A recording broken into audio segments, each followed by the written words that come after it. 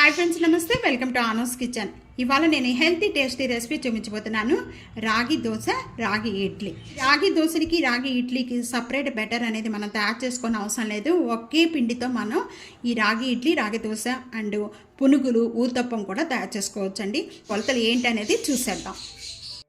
రాగి ఇడ్లీ బెటర్ తయారు చేసుకోవడానికి ఫస్ట్ నేను ఒక బౌల్లో బాగా శుభ్రం చేసుకున్న 2 గ్లాసుల రాగులు వేస్తున్నాను. సేమ్ గ్లాస్తోనే 2 గ్లాసులు నేను ఇక్కడ రెడ్ రైస్ తీసుకుంటున్నానండి. రెడ్ రైస్ లేకపోతే మీరు బ్రౌన్ రైస్ అయినా తీసుకోవచ్చు. అవి కూడా లేకపోతే కనుక మీకు ఇడ్లీ రైస్ కూడా తీసుకోవచ్చు. ఇదే బౌల్లో వేసేస్తున్నాను. హెల్త్కి చాలా మంచిదండి. మీరు బ్రౌన్, ఇవి రెడ్ రైస్ అండి, ఎక్కడైనా దొరుకుతాయి మనకు సూపర్ మార్కెట్లో. ఇక్కడ వేరొక బౌల్ సేమ్ గ్లాస్తోనే నేను 1 గ్లాసు మినపప్పు యాడ్ చేస్తున్నాను. హాఫ్ గ్లాస్ అనేది ఇక్కడ నేను రెడ్ అటుకులు వేస్తున్నాను. ఈ రెడ్ అటుకుల మొదలు మీరు ఏ అటుకులైనా కూడా వాడుకోవచ్చు. రెడ్ అటుకులు అయితే హెల్త్కి చాలా మంచిదని నేను ఇక్కడ రెడ్ అటుకులు టేబుల్ స్పూన్ మెంతులు యాడ్ చేస్తున్నానండి.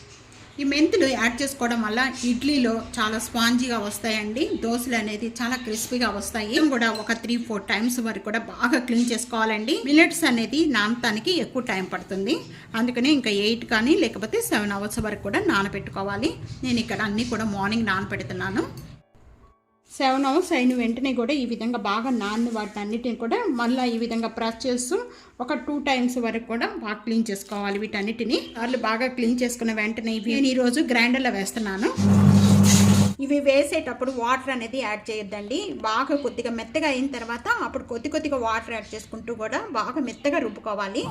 ఈ విధంగా మెత్తగా చేసుకున్న పిండి అంతా కూడా ఇక్కడ నేను ముందుగానే సాల్ట్ యాడ్ చేసేస్తున్నాను. బౌల్లోకి యాడ్ చేసేటప్పుడు కొద్దిగా ఎల్త్గానే తీసుకోవాలి. మరుసటి రోజుకి బాగా పిండి పులిసిపోయి బాగా పొంగిపోతుంది. మూత పెట్టేసేసుకొని మనం బయట పెట్టేసుకోవాలి. నేను ఓవర్ నైట్ అంతా కూడా బయట పెట్టేస్తున్నానండి.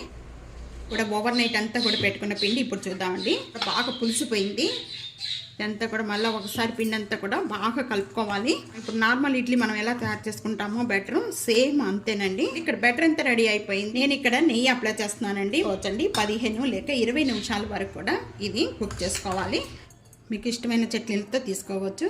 చాలా టేస్ట్గా ఉంటుంది. హెల్త్ కూడా చాలా మంచిదండి. సాఫ్ట్ స్పాంజ్ ఇడ్లీ రెడీ అయిపోయింది. ఈ ఇడ్లీ బెటర్తోని దోశ కూడా చూపిస్తాను. దోశ వేసుకోవడానికి కొద్దిగా పిండి అనేది లూజ్గా చేసుకోవాలి. కొద్దిగా వాటర్ పోసుకోవాలండి. ఎక్కువగా వాటర్ అనేది యాడ్ చేయొద్దు. దోశ వేసుకునేటప్పుడు ప్యాన్ అనేది బాగా వేడిగా ఉండాలండి. ఇలా వాటర్ అనేది స్ప్రెడ్ చేసేసుకొని మనం టిష్యూ పేపర్తో కానీ కాటన్ క్లాత్తో కానీ కొద్దిగా ఇదంతా కూడా బాగా క్లీన్ చేసేసుకోండి. బాగా పల్చగా వస్తాయండి. చాలా బాగా వస్తాయి దోశలు అనేది. అంతా కూడా బాగా డ్రై అయిపోయిన వెంటనే కూడా ఆయిల్ యాడ్ చేసుకోవాలి. అప్పటి వరకు కూడా ఆయిల్ యాడ్ చేయొద్దు. కానీ లేకపోతే నెయ్యి కానీ వేసుకోవచ్చండి. చాలా టేస్ట్గా ఉంటాయండి నెయ్యి. రాగి idli soft and spongy idli ready అయిపోయిందండి. అలాగే క్రిస్పీగా ఉండే దోశ కూడా రెడీ అయిపోయింది. ఇందుతో సేమ్ పిండితోనే గుంట పునుగులు, ఊతప్పం కూడా తయారు చేసుకోవచ్చు. చాలా అంటే చాలా టేస్ట్గా ఉంటుంది. హెల్త్ కూడా చాలా మంచిదండి. తప్పకుండా ఇదే కొలతలతో ఇదే విధంగా ట్రై చేయండి. మీకు ఎలా ఉందనేది నా కామెంట్స్లో తెలియజేయండి. ఫ్యామిలీతో, ఫ్రెండ్స్తో వీడియోని షేర్ చేస్తూ వీడియోని లైక్ చేస్తూ ఉండండి. ఇప్పటి వరకు కూడా నా ఛానల్ని సబ్స్క్రైబ్ చేయడం వల్ల సబ్స్క్రైబ్ చేసుకోండి. Thank you for watching. Next వీడియోలో మళ్ళీ కలుద్దాం. అంతవరకు సెలవు. బాయ్.